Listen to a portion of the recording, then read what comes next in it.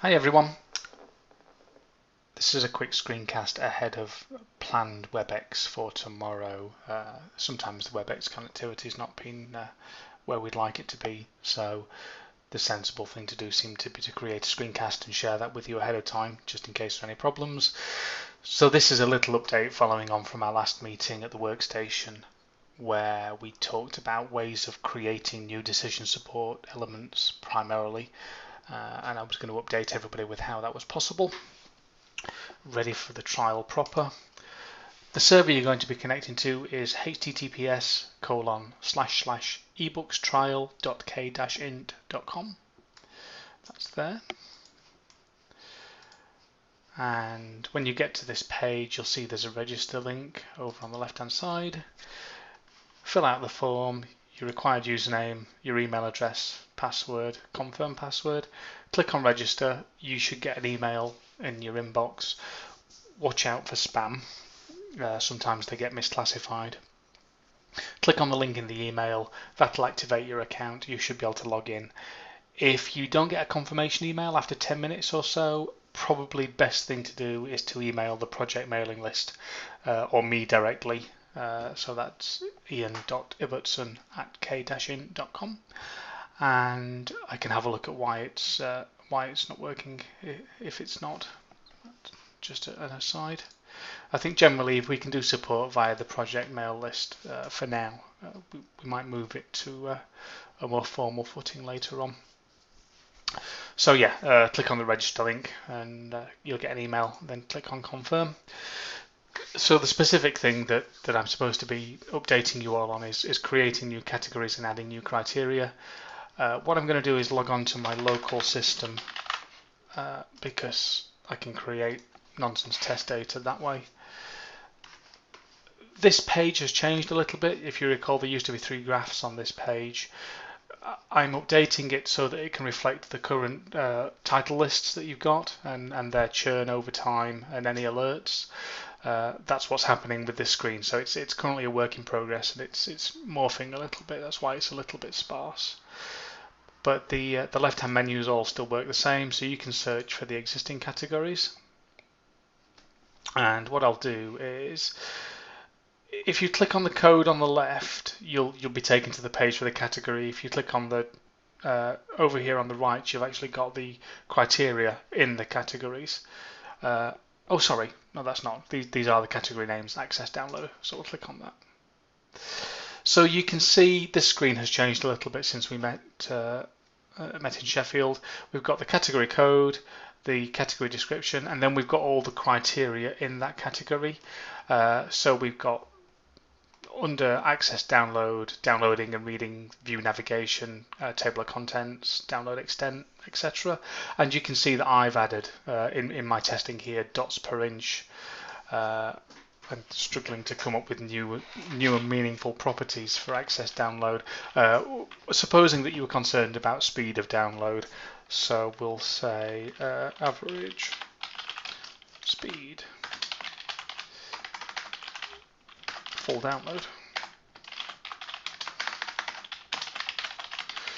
The description and the explanation are both optional.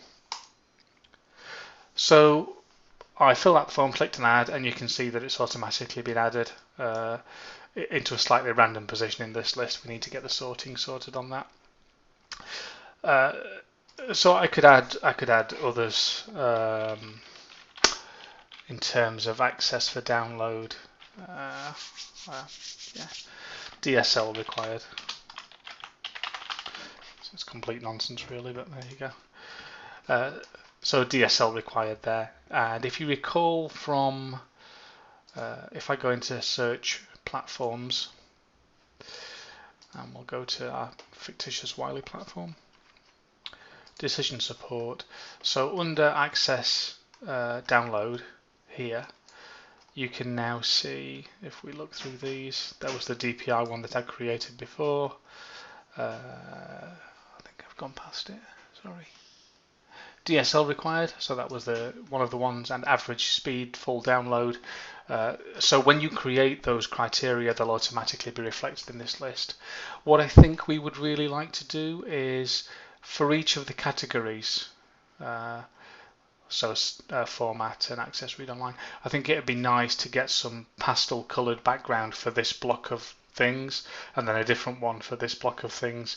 It's just they all blend into each other a little bit too much at the moment, I think, and I know the original spreadsheet did use colour coding quite effectively, so I think that's what we should probably try and emulate.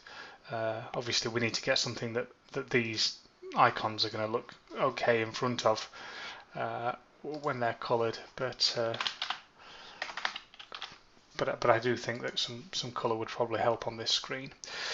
So that's adding criteria to existing categories. You can, if you really want to, create new categories. I would suggest you do this in after discussion on the list rather than diving in there, because of course everybody will see them. So you can see I've created some test categories here. But what I'll do is, if I go create DS category, I'm just going to open that in a new tab. And I'm going to give it a code of test cat 3. There we go.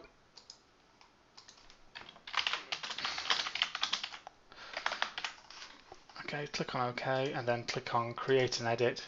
So I've created a new category and I'm going to give it one property, which is Wibble.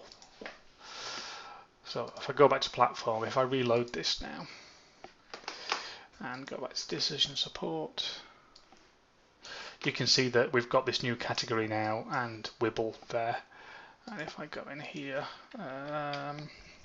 okay.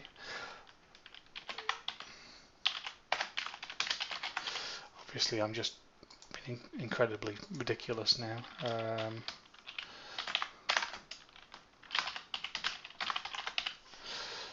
So obviously, you'll put some intentional thought into this, whereas I'm just creating random words. But I've just added a few more properties to Ian's test cat 3. We'll go back there.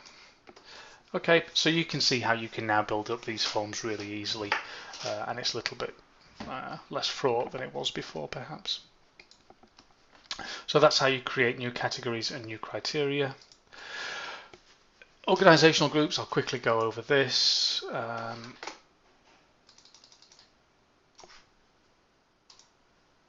On this screen, you can now create new groups. So I've got a no-int group here, and I have fictional University of Borsetshire, which is one of the testing institutions.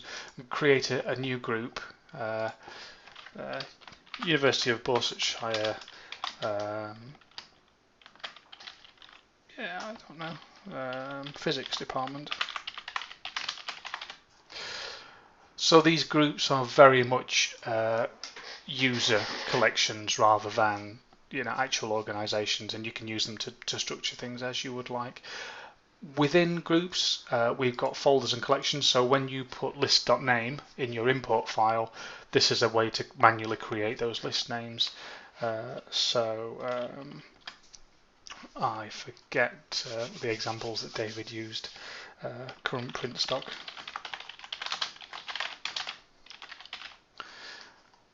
And perhaps we would have biosciences. You can see I've done a biosciences read-on list before. I'm going to do this one as biosciences wish list. So you can load files here. So here I've got my Aspire export. Click on upload, and what happens is that file is now queued to be loaded because it's quite a heavy task. So it's not done in real time because we have to cross-reference it with all the title lists and things. So that's currently the easiest way of getting title lists in here in particular folders, even though we've allowed the title list to have multiple folders within them. Basically, if you load it here, this is the default folder that items will go in. But if you put that list.name in there, you'll create different folders. But this is, if you do it this way, it's really well managed, and we can see where everything belongs.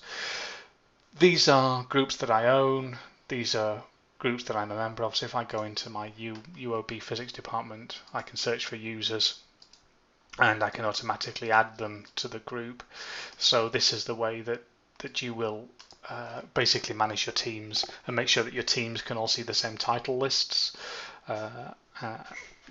So once we've got this working as it should, in this screen I'd like updates from all the lists for all the groups that you're a member of to be displayed. So that's the direction of travel there, but getting a little bit ahead of where we need to be in this presentation. The last thing was pre-populated platforms. At a push, there's no reason why you can't go create platform. If I can find platform, I just had trouble with alphabetical lists. There you go. And just click on name, uplat.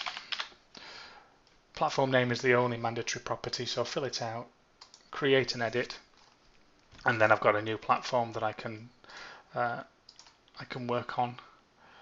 If I search platforms, you can see new platforms there. So that's how you can create new platforms. However, I would much rather, if there's a platform that you want to evaluate in terms of its decision support, it would be much better to, that isn't in the list already, it'd be much better to mail the mailing list and ask me why it's not in there, because the title import process, the publisher import process, creates platforms, and it's much better to let that process create the platform records than to manually create them, because otherwise the automated process might create a platform with a different name or some different properties to the one you manually create, and that can be quite jarring then, because if you come at this from the other end, if somebody searches for a book and they want to know which platform it's on, they'll see the platform record that the automated ingest created rather than the one that you manually created.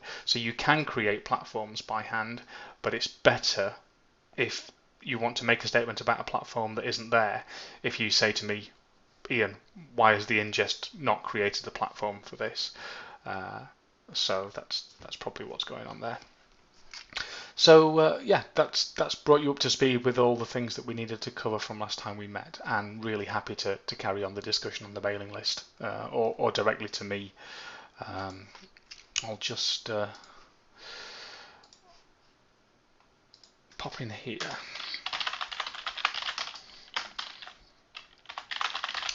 That's my email address, so you should feel free to drop me an email with any discussions. And what I'll do is I'll post this small set of slides to the list as well, so that you've got those.